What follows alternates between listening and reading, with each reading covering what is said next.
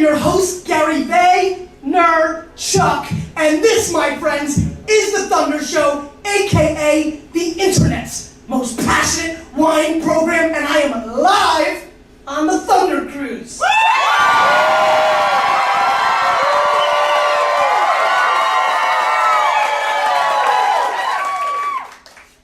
And you missed it.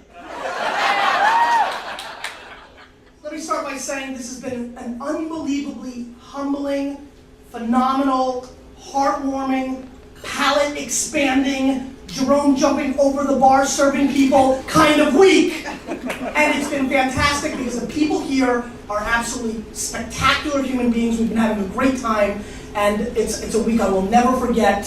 And I just want to say thank you to all of you in the room.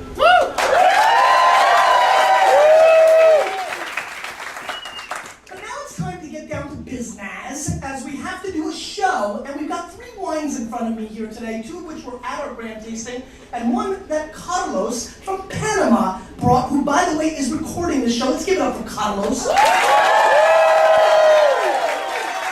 for all you maniacs out there, I know Carlos has been doing the Oak Monster prematurely often.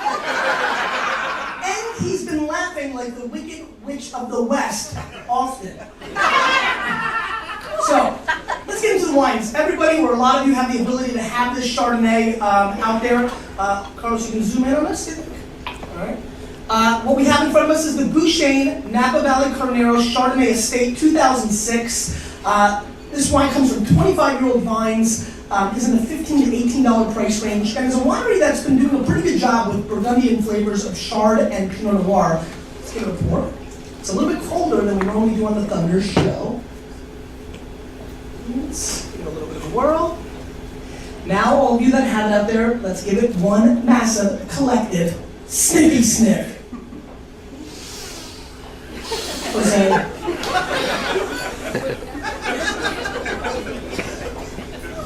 The first thing I pick up on the nose is a little bit of like a baked apple component, almost like, baked apples. Almost Granny Smith-like, more of a green peeled apple component, a little burnt action as well, little wood, a little like cedar on the nose. There's a little hint of almost like creamsicle on the back end as well. Let's give it a whirl.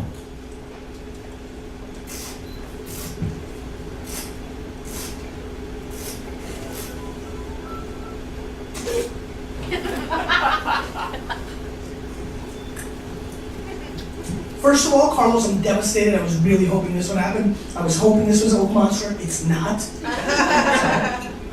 Second of all, there's some pretty good acidity on the back end. I'm quite surprised on the acid level of this wine. I think it's pretty solid. Now, all of a sudden, as I'm yapping away on the mic, I am picking up a little bit of that burnt oak on the back end, which isn't too bad, mixed in with a pear component, almost like pear puree, like smushed pears. There's also a hint of almost like applesauce cinnamon thing going on. I really feel like I just ate a little applesauce. Mixed it with a little acid on the back end, not too bad. A little flat and a hair boring on the finish, I would say. Let's give it one more shot.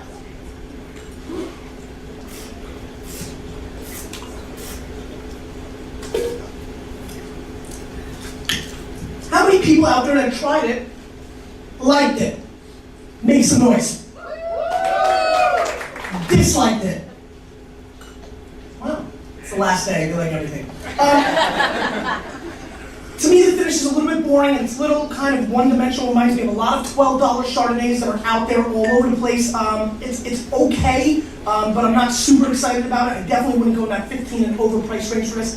To me, it's a classic 87, 86 plus, 85. Let's go 86 plus points of this wine, and I'd probably have to give it a pass. If it was an $8, $7, $10 Chardonnay, not even 10, $7, $8, $9 from, let's say, Australia, this would be what I'd be looking for. Other than that, I think, it just lacks any kind of character or second-tier flavors that are going to get me excited outside of casually drinking on a Wednesday night and watching TV and drinking this. So, at the end of the day, kind of a meh wine. By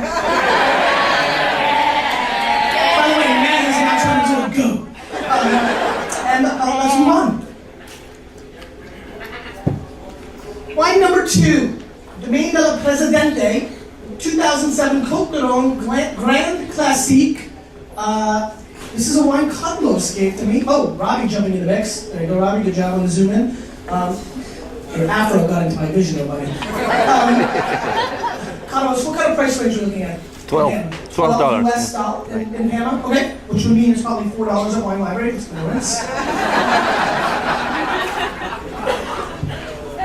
Cote de Rome, probably Syrah Grenache base. Let's give this wine a sniffy sniff. Sniffity sniff. Get a little cherry on the nose, not too bad. A little strawberry action as well, almost like strawberry Twizzlers. You know what this actually smells like as well? Do you remember those little things that were tied up in white paper and you throw it and it make a snap sound? Yeah. What are those? Caps, poppers, all right. Here we go into the regional stuff we've been dealing with all week. It's pop. I know it's soda. It kind of smells after you slam a bunch of those on the ground, that aftertaste, almost like charcoal, ashy, gunpowdery thing going on in the nose, mixed in with that cherry strawberry action. Let's give it a whirl.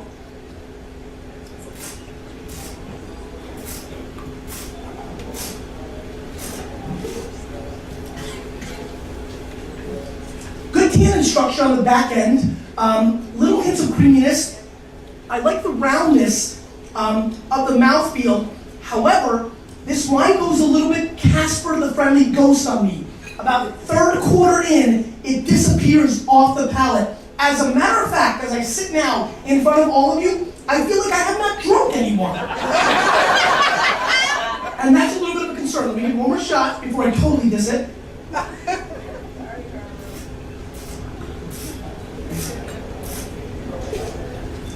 I also have a little concern of the alcohol content on the initial attack. I do feel a little bit too much alcohol. Comes with a back end of really nice firm tannins. It is a young wine, and it hasn't been open very long, so let's keep that in mind. It's an 07, which is a very, very, very, very, very, very, very, very exciting vintage in the Rhone Valley. However, this wine is not good. It's off balanced. It lacks much structure. I get pleasure for about 0.06 seconds. That angers me. I'm not mad at you, Carlos, but I'm mad at the wine. I'm going to score this wine a 71 and give it a major pass.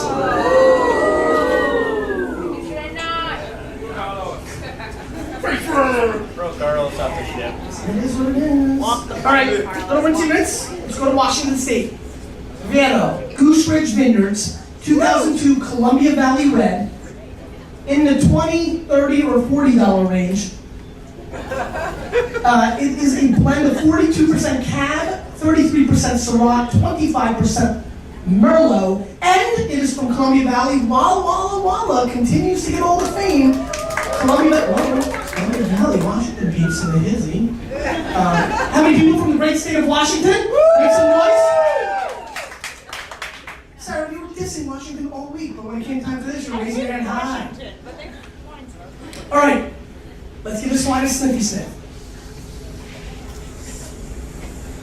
Big nose, big fruit, which is nice. Very dark, candy-esque flavors. Blackberry, blackcurrant, black marmalade jam in my nose. Marmalade. A little black pepper as well. Little beef jerkiness too, a little gaming action on that second tier underneath that dark fruit. Let's give it a whirl.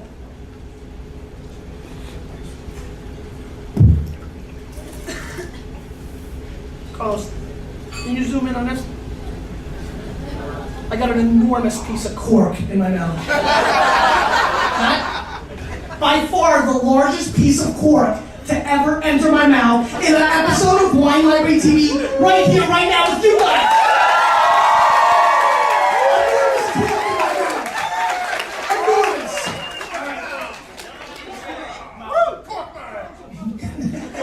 Let's give it a whirl. Sorry.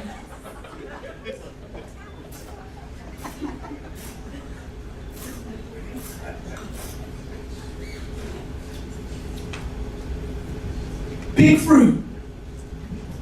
This is a very tricky bottle of red wine. It's almost got seductive characteristics, and you can get caught by a wine like this. So be careful. Big, dark blackberry jam rounds out the initial attack. Then on the mid palate, there's a little. It's a baby. It just grabs it, but you can get off of it. A little baby oak monster in the middle. It's almost like creme brulee action. Very creamy cedar box component. A hint of tobacco. Then it goes into this really long, silky cherry thing on the finish, which is fine. However, it is a little overdone. It's a little too much makeup. That can trick you too. Remember that at home. So, what you want to do is you want to retaste it.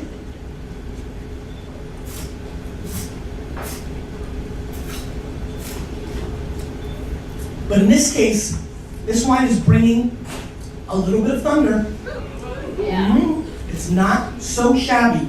Now, a lot has to do with the excitement level, if it is in the $20, $30, or $40 range, but on its merits, this is a substantially strong wine. I have not had any wines that I can recall from Goose Ridge Vineyards, and this wine has given a very, very solid first impression. I get a little bit of like an Asian spice component in the back end. I'm really enjoying that tobacco that continues to linger. The finish is long and juicy, and that's a very good thing. I like this wine. I think it has the potential to last 7 to 15 years easily. I think it's drinking quite well now. I think 2 to 3 hours of decanting will taste even better. The ship is starting to shake profusely. Backing out the port. Backing out of the port, thank you. And this is the kind of wine that you want to pair with a big meat dish, filet mignon, things of that nature, and you can put on the extra sauce easily. I'm going to score this wine 91 plus points. I'm going to tell you something. It has the big fruit, but it has the balance and elegance of almost a Bordeaux wine. And again, reminds me why Columbia Valley may be slightly underrated, in the overall aspect of how people view Washington State wines. I like this wine. I'm extremely curious how quickly the 200 people in front of me are going to run up to try to finish off the 85% left in this bottle. And most of all, I'm darn excited that I panned Carlos's wine in his face. Okay. Question of the day. It's a very simple one. Why aren't you here? Well, yeah. Jose, today. Very simple question. Why aren't you here? With a little bit of me, we're changing the wine world, whether they like it or not.